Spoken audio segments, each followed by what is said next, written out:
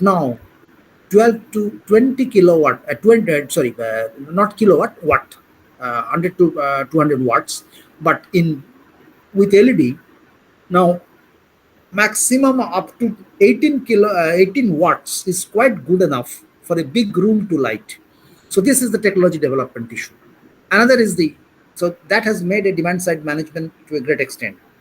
Alternately, the voluntary option is by industrial ecological, one of the examples. There can be multiple examples. Now I'm coming from the third. Third, what has to be done? If the people can come voluntarily to make these options implementable, then it is easier for the government at the national level.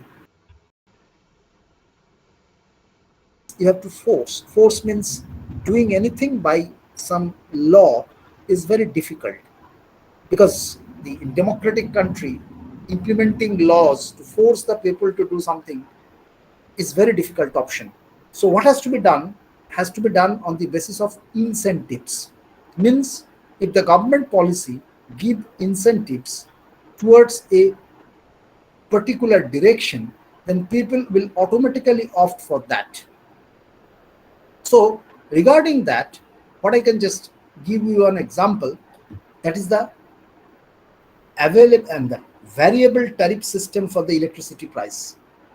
Idea is, if the electricity consumption trend national level is known, when the demand is maximum, if you can increase the per unit price of the electricity, just like air travel ticket or currently railway ticket is also the same thing, demand based price.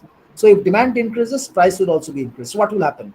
People will try to rather travel, either buying ticket early or during the lean period. Here the issue is not buying ticket early sort of thing. Here you will consume your electricity consuming devices or processes more during when the demand is less.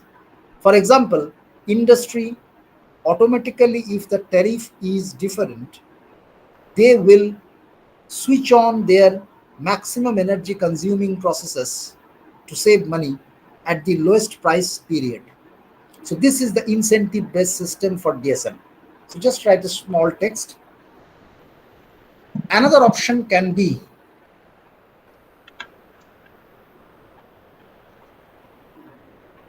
creating motivation for DSM through incentives.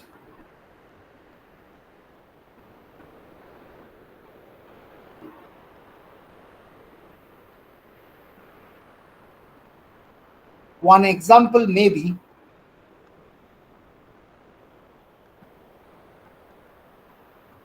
introducing variable electricity tariff, TARIFF, variable electricity tariff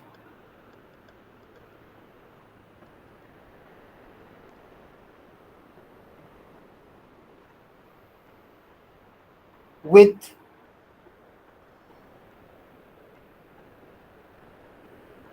maximum price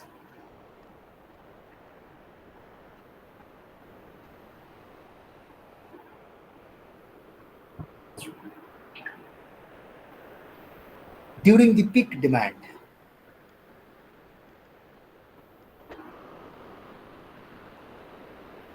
Automatically, people will adjust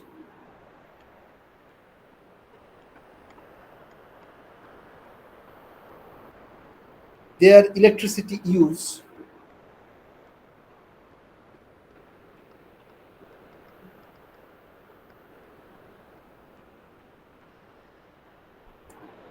during the low price period.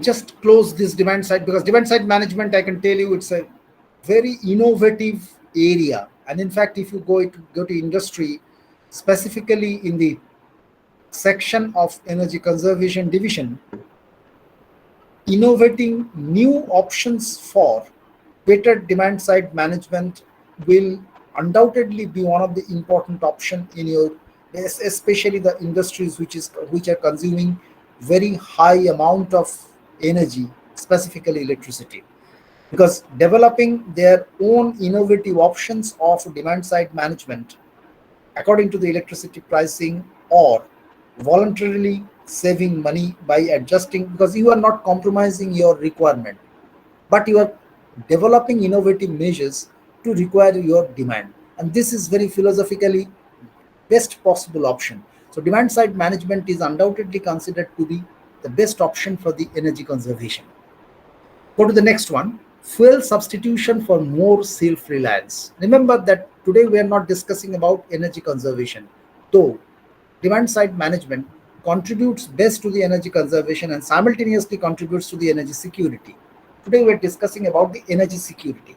So, energy security measures may or may not necessarily combine with the energy conservation measures, because energy conservation means you are trying to make your system efficient to have a better conservation of the limited fuel reserves. But energy security means your country will be more secured with respect to your available resources, either indigenous or imported. So based on that, the second one is the another important option is fuel substitution for more self reliance. This the itself self-explanatory, that particular title.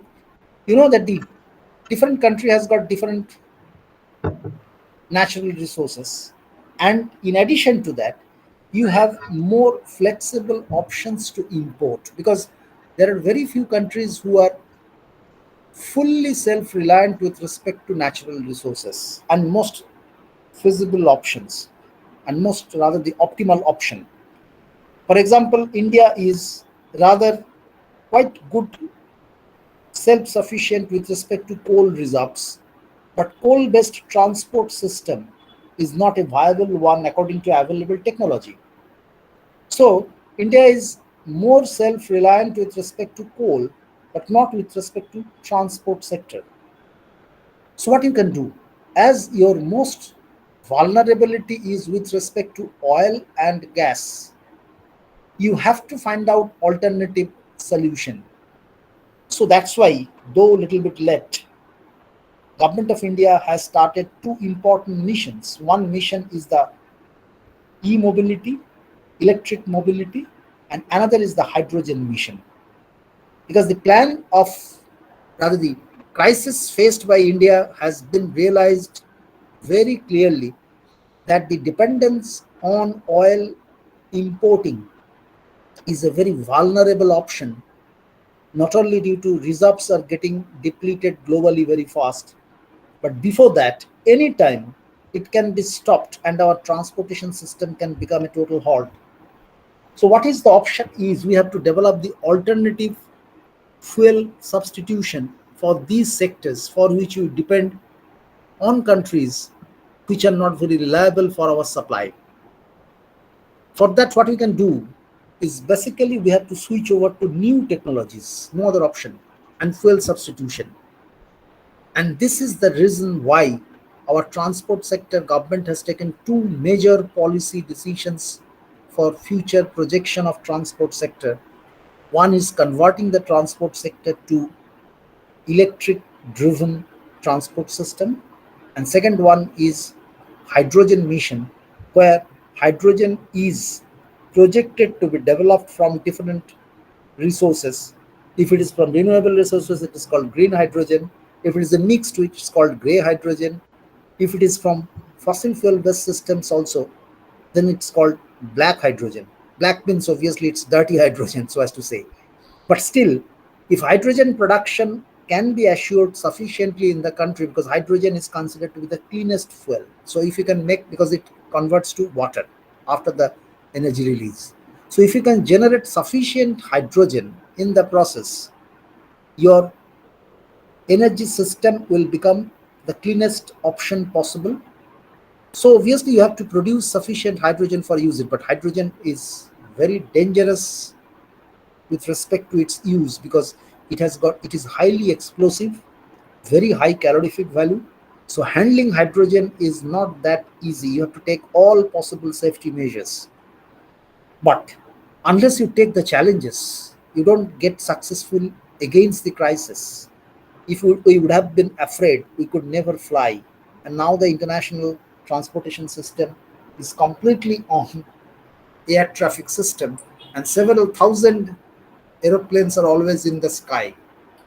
So obviously, I mean, you have to plan for future challenges, and based on that, the fuel substitution is a very important aspect for from energy security viewpoint. So just write down, as different countries have different resources,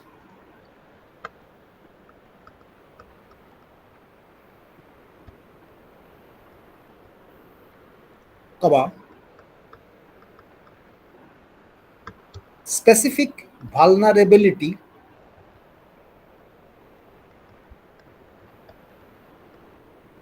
with respect to particular fuels with respect to particular fuels must be identified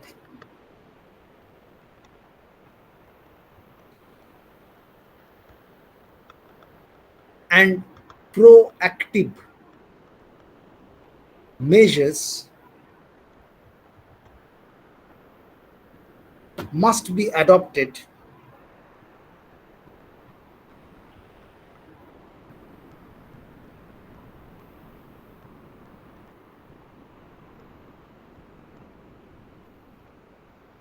through substitution of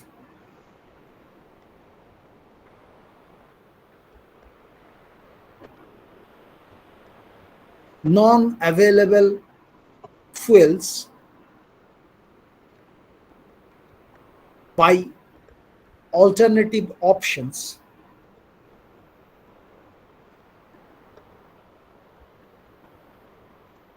for better self-reliance.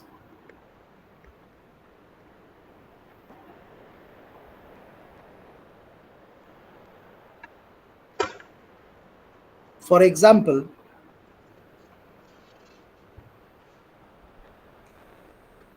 India has very little oil reserve,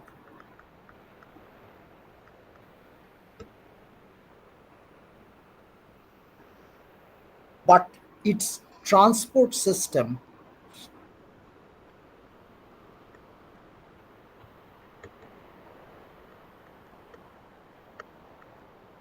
is almost fully dependent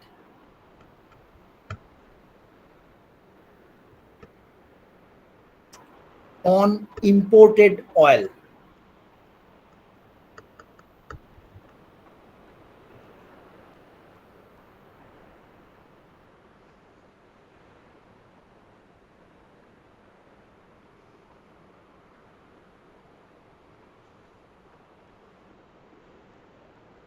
This may have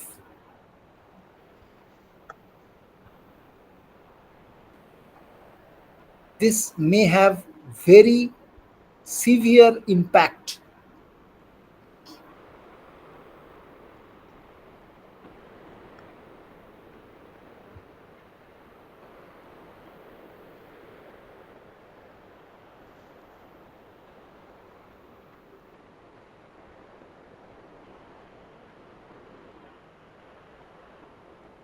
anytime on the national energy security.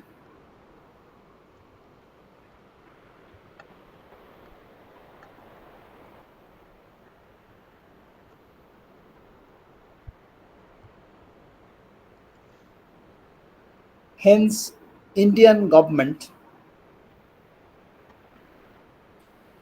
has recently initiated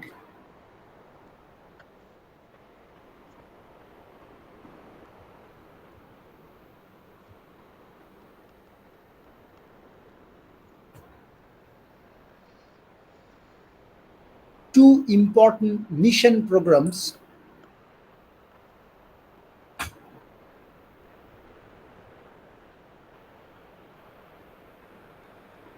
for substitution of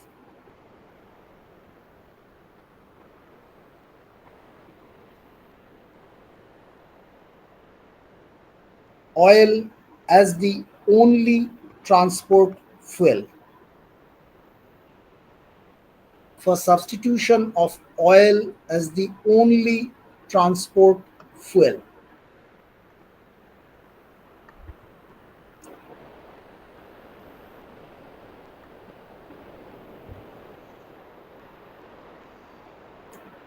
These are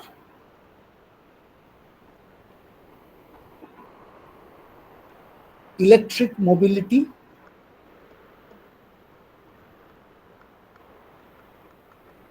with introduction of battery driven cars,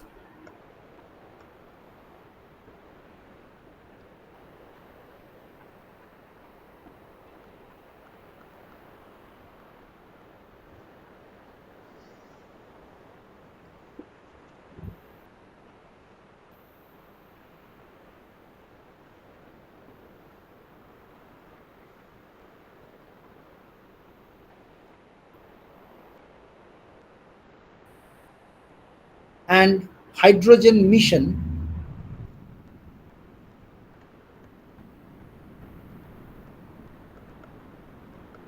to produce hydrogen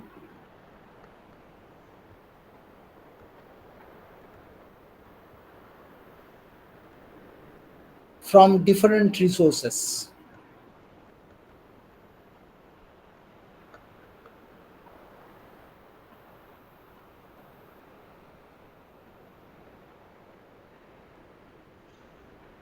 Full stop. If successful,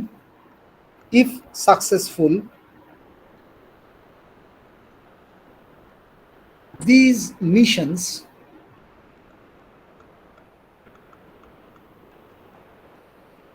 may reduce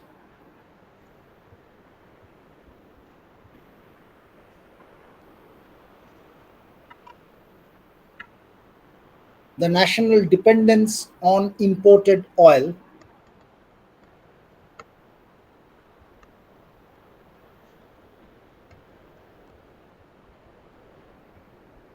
to sustain the transport sector.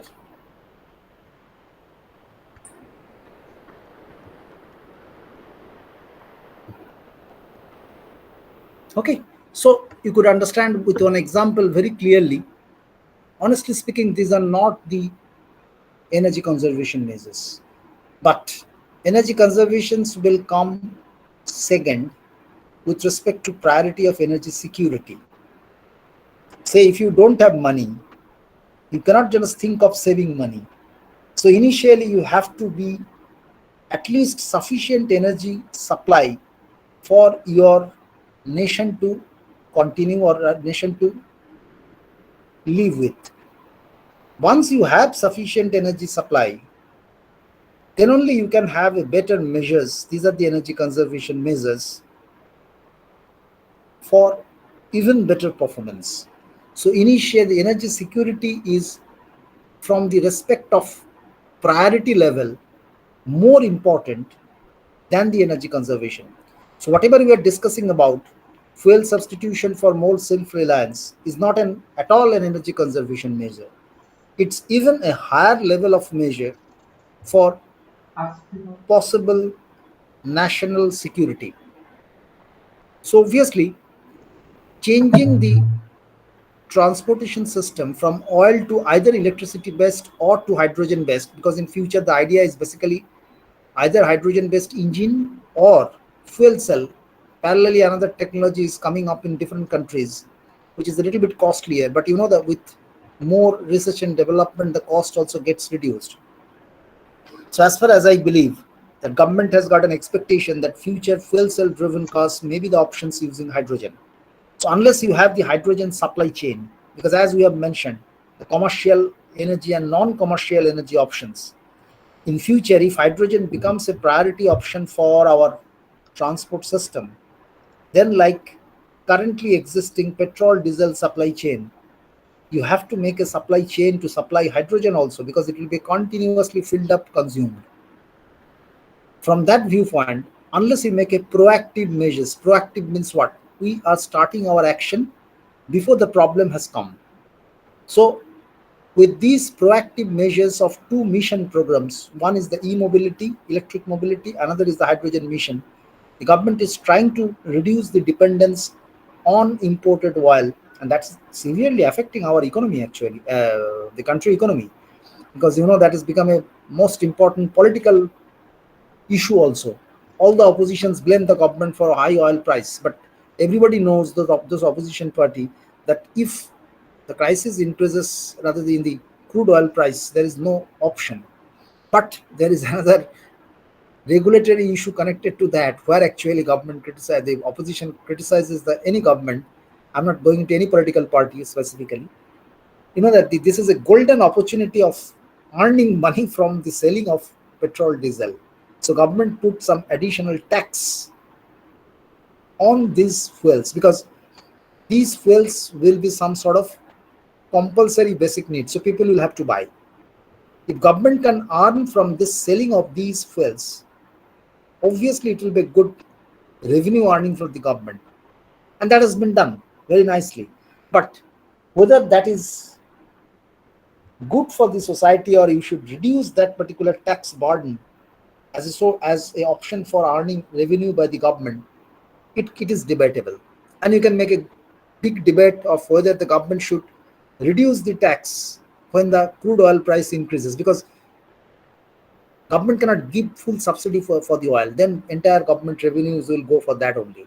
So they can reduce their revenue earning from the oil by reducing the taxes. But if crude oil prices increases, oil price has to increase, because India has no indigenous oil reserves.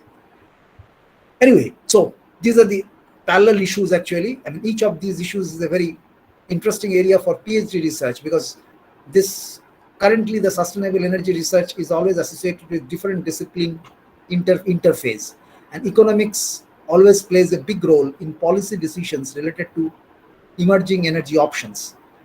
And we have, I mean, at least I myself have at least several groups of economic analysis people who have got very good analysis. In fact, the social analysis is also very important. For example, in DSM, demand side management, in European context, I have seen several theses presented how the people are motivated towards adopting DSM, and what are the innovative options of motivating people towards demand side management by simply different, very innovative and attractive ways of convincing people to adopt those. So these are very innovative areas actually, depending on the country context. Anyway, so the fuel substitution for more self-reliance you could understood, at least with an example of Indian case in the transport sector. The next is the fuel flexible energy system or multi-fuel options. This is interestingly a subset of the previous one, because if you can substitute the fuel completely, then it's better, as we are doing currently. But sometimes it happens that full substitution may not be possible, but a partial option for saving the fuel can be done. In Europe, several cars are in hybrid mode with both electricity and oil. What is the advantage and why this option is made? If you have filled up petrol, that can be used as your reserve sources.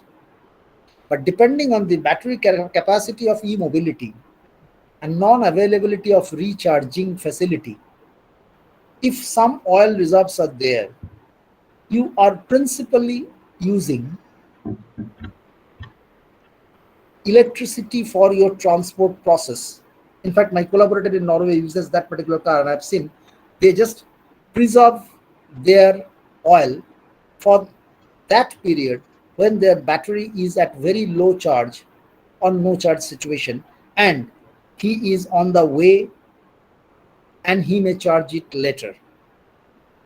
So this multi-fuel systems or fuel flexible energy system is basically an example of energy security measure at a lower level than the complete fuel substitution.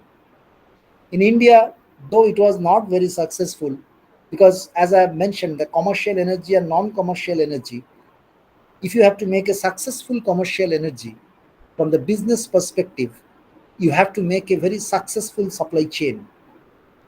Petrol, diesel has become has made its, I mean, rather the entire society has made it very nicely an excellent supply chain, at least within some several hundred, or rather less than 100, within some several hundred meters. Always you can have a petrol pump, especially in the city like Kolkata. So the supply chain is quite good established. But the gas supply chain is not that good established, at least some days back. And that's why, though in Indian cars, the hybrid mode in the form of oil and gas combination has been made, that was not that popular in India. At least some people could have adopted to gas based car, means pollution would be less, and at least lesser load on the oil, or you can mix combinations of these two. But one apprehension was with respect to security, having a gas cylinder within the car, and but the petrol or diesel tank is now, people has accepted that there is very little accident, because this is the social perceptions or people perceptions. But gas was not that safe, people started thinking. So when people started thinking something that may not always be very logical, but still there are the social perceptions that dictates the societal behavior. So in our country, the flexible energy systems or multi-fuel options means too, in the transport sector, oil and gas hybrid combination. But in future, maybe that oil and electricity combinations may be there, electric mobility with oil, or full substitution in the electric mobility. Not only in the transport sector, but also in other applications. Say in metallurgical extraction process, currently I know that government has made it mandatory to have certain amount of available biomass mixing. And in power plant, 5 to 10% of biomass mixing with the coal is made mandatory as a policy regulation for power generation. So multi-fuel or fuel flexibility means you are not again contributing to the energy conservation, but you are contributing to the national energy security. So I'm not giving a lot of this, I mean, dictation, just write down. Implementing flexible energy system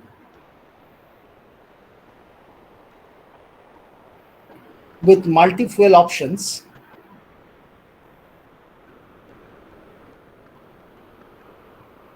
for different energy services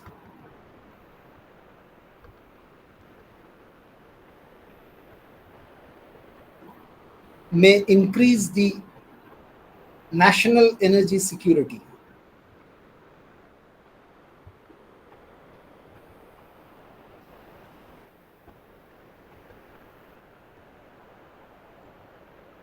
By reducing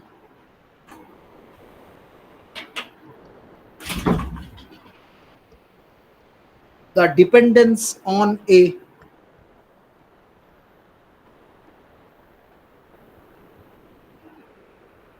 particular vulnerable fuel, particular vulnerable fuel.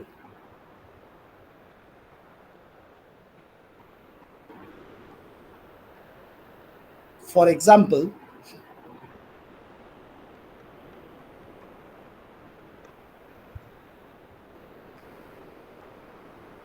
hybrid vehicles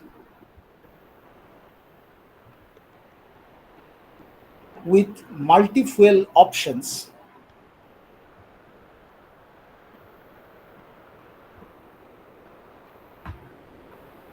within bracket, say electricity hyphen oil,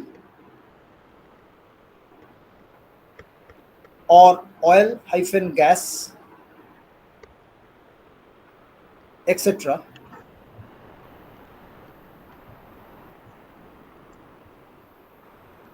comma, Co-firing, CO-firing, co-firing of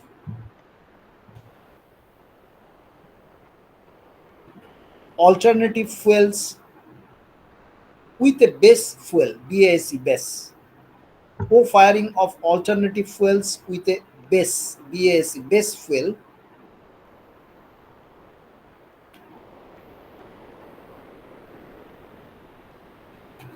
may be examples.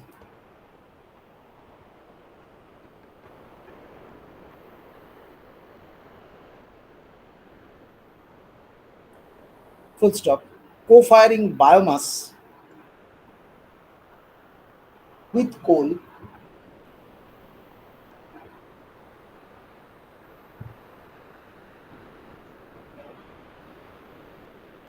or biomass in metal extraction process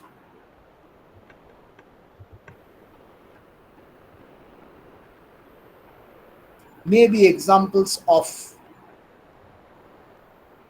adding fuel flexibility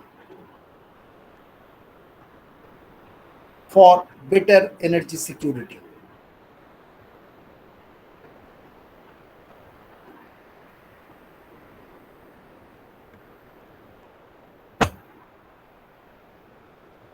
Okay, then the next option, expanding energy resources and developing alternative energy sources. This is undoubtedly a win-win situation.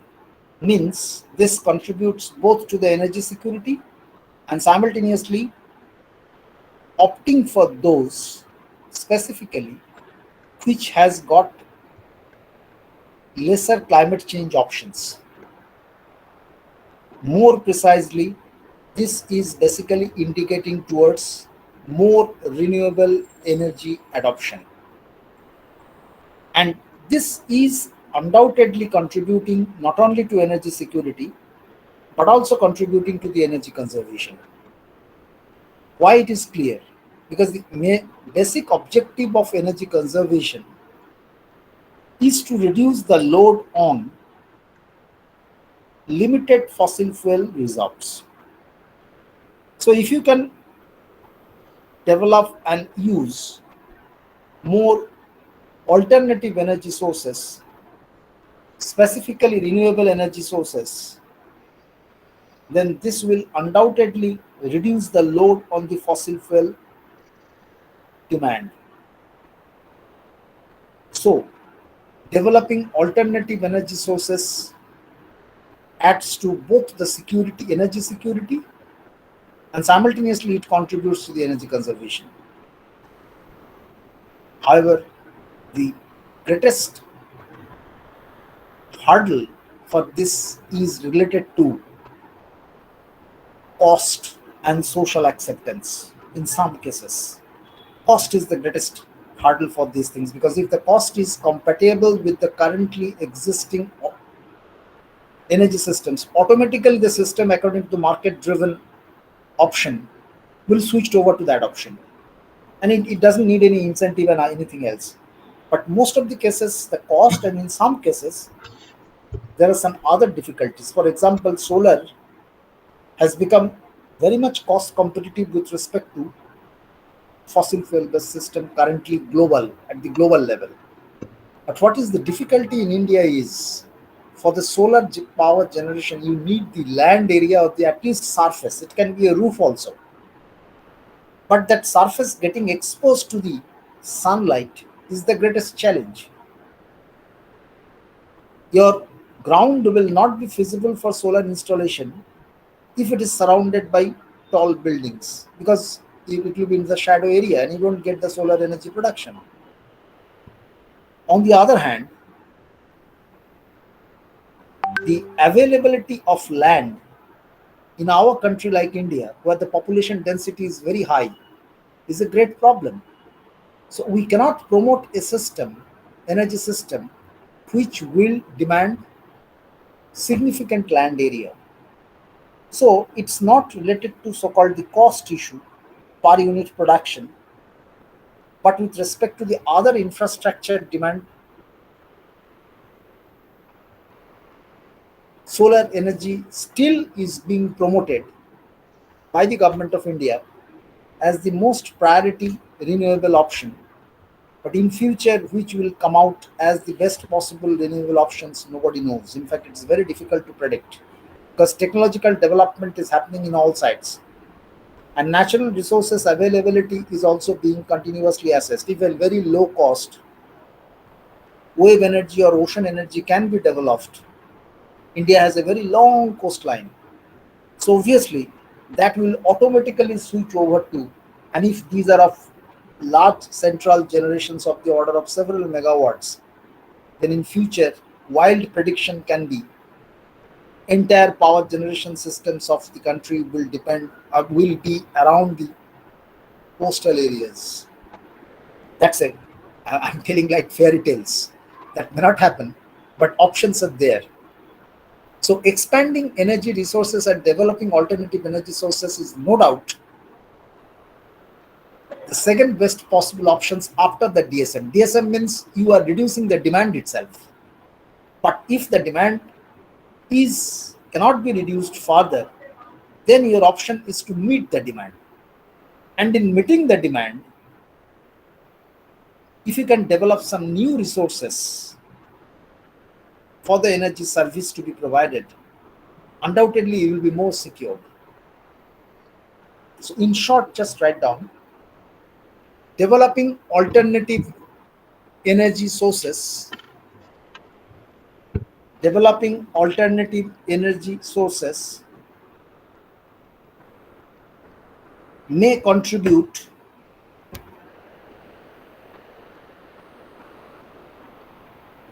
to reduce the load on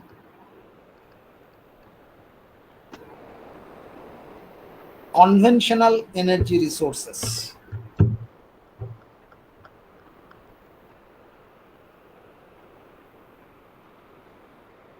And will obviously contribute to better energy security.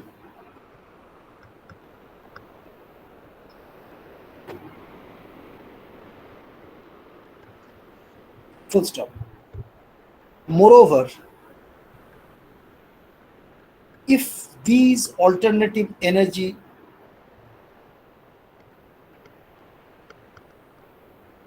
sources are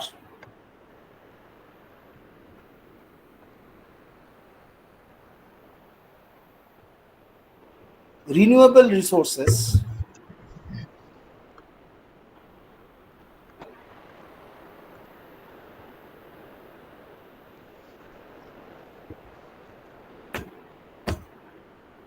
then the energy system will be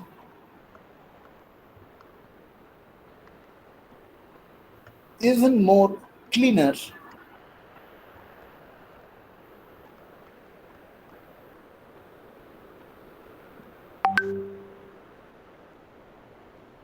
serving SERVING, serving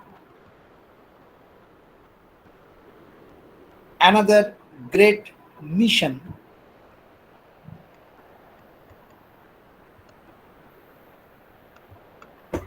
of reduced climate change.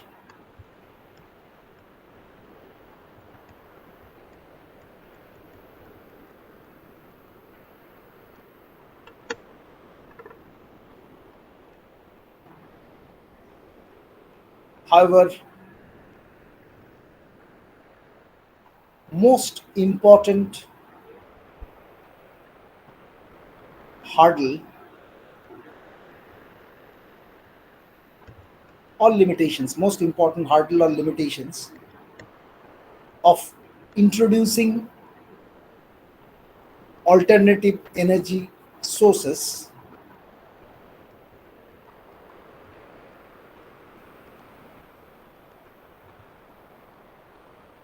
is the cost competitiveness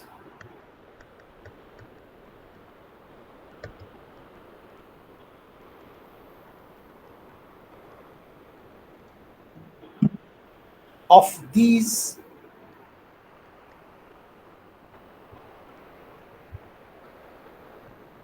of these THESC against existing options.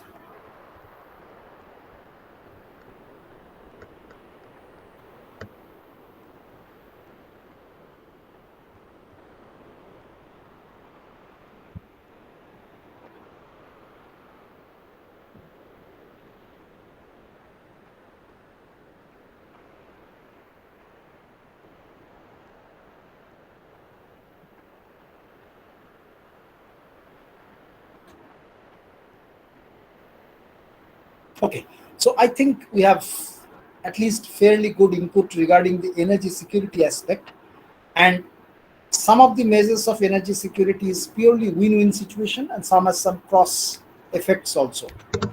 And depending on that, this different energy security measures have got certain priority. No doubt, the best possible implemented or innovatively designed DSM system for the society, demand side management options for the society, is the best possible option for energy security. You are reducing your demand, so automatically you are better secured. But next options, as far low as you can make the demand, then obviously with respect to the other three, at least I have mentioned the fuel substitution, complete substitution. The flexible option, flexibility options is a second or a subset of the complete substitution that can be.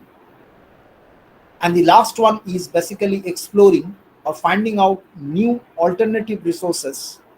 But the greatest hindrance with respect to these new alternative resources is regarding the pricing or cost issue. But if it is not less than or at least similar to existing options, say we get a coal based power electricity supply at our home at a particular price of, say, 50 paisa per unit. So obviously, if the renewable based electricity costing becomes more than that, people will have less motivation towards, at least in a country like ours, where the people's affordability is not that very high. So the alternative resources, but I know that in European countries where the people's earning capacity is better than country like India, people have voluntarily opted for renewable energy options initially in Europe specifically. Though there are parallelly it is made available for voluntary options, both fossil fuel based electricity and alternative energy based electricity or renewable energy based electricity. In Germany, I know that a lot of people has opted for higher priced solar power rather than the Germany has got significant coal based power at times. Now they have converted to much of renewable energy options. But initially, it was a voluntary participation of the citizens of Germany. Even they paid more money for renewable electricity. In fact, this is similar to opting for organic food. The organic food option is always costlier. These are produced with no artificial fertilizer, no pesticide. So this is some sort of for own interest. Some people opt for organic food at a higher price than the so-called market available, generally produced food options with artificial pesticide, fertilizer, etc. Similarly, the social perception was such in many of the European countries after the climate change was accepted as a very devastating future problem, global problem, that they are contributing to the international mission of saving people, not for saving themselves only. So this needs the people attitude or people participation. And in fact, any national or international level social transformation mostly depends on the voluntary participation rather than forceful implementation by the government. Everywhere it has been observed that forceful implementation ultimately has given bounced back. Only if people can be motivated through incentives, also a good option. But even better option is spontaneous voluntary option. I mean the transformations of the people towards a particular better option for the general benefit of the society. In energy sector, several research papers are published from that viewpoint. I don't know how many people will be interested at undergraduate level, but opting for voluntary national level participations in different renewable energy options, several countries has very good examples. Germany is one of them. Okay, at the end of the class, you find out that in the slide there are two red letters. Identify critical challenges of energy security of the world. Identify critical challenges of energy security of India. These two are your assignments. Why? Idea is very clear. What do you, the answers, please don't copy. I mean, I don't need that. I mean, it will be, whether it will be marks will be assigned, that also may not be there. But you just only take interest, try to make the information gathered, and some people may have, there is no right answer in fact of these two options. This is an open book question sort of thing. There cannot be anything perfectly identified what are the crises, critical challenges, because some people may tell challenge number 1 is the most critical, some people may tell that the challenge number 2 is most critical.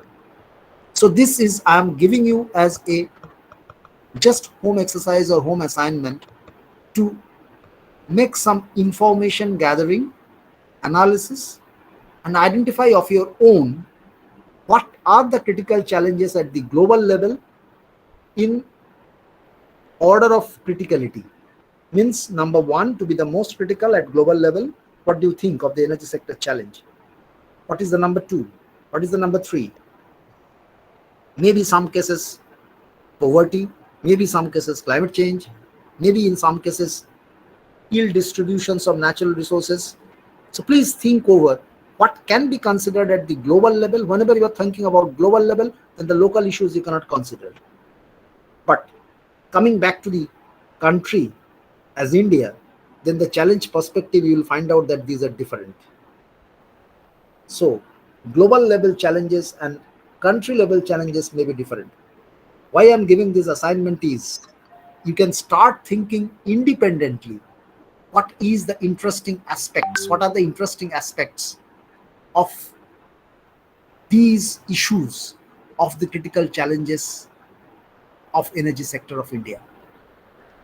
Energy sector at the global level and at the national level. Any queries up to this? So someone at this moment is asking for the permission to enter into the class. It's interesting. Shaunak Agrawala.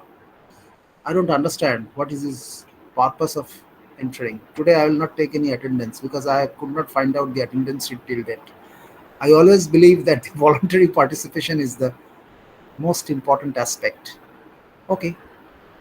So, any queries? If there is no query, as I don't have the attendance sheet, I will give full attendance for all the students for these two classes when we find out the attendance sheet again. And if not, any queries? For assignment, how many points we need to find out? Louder. For assignment, how many points we need to find out? Can you just be a little bit louder? Bolo? For the assignment, how many points we need to find out? How many points? Oh, just like CBSE exam, 5 points, 5 marks means 5 points. There is nothing, I mean, restrictions like that. As many points, if you think there is only 1 point, that also you can give. I cannot force you that you have to write 10 points, you have to write 5 points like that. But after each issue you identify, you give a brief reason. And always I prefer any reporting. Not only I prefer, when you go to the industry, you will find out if a same document, if any document is very precise with respect to very highlighted points, demanding less time for reading it, it is always a better document. So don't try to rather forcefully increase the number of points to answer these questions. Rather put as many as you think important, nothing more than that. If you feel only one is the critical challenge of the global energy sector or Indian sector, then write 2, 3, 4 sentences very much relevant to that point only. But if you feel there are some priority was 4, 5, 6 points you want to include, you include. I don't put any restrictions on number of points. Is it clear? Okay. The idea of this that make you at least interested with the energy sector issue, because this is your open elective and chosen subject.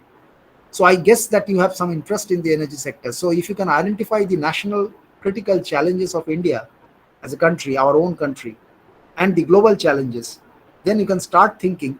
A lot of informations are available in internet, but sometimes I found out in this assignment submission, some students has given very brilliant introspections with respect to putting up some new points, which is learning for me also as a teacher, because these are open domain knowledge, these are emerging subjects. This is not like classical thermodynamics, heat transfer, where everybody knows the equation. Here is nothing is equation based, everything is rather open minded knowledge and critical analysis perspective. Thank you. Good night. If not any more questions, so next Saturday, Sunday, we are again meeting. Bye. Thank you, sir. Thank you, Thank you, sir. sir. Thank you, sir.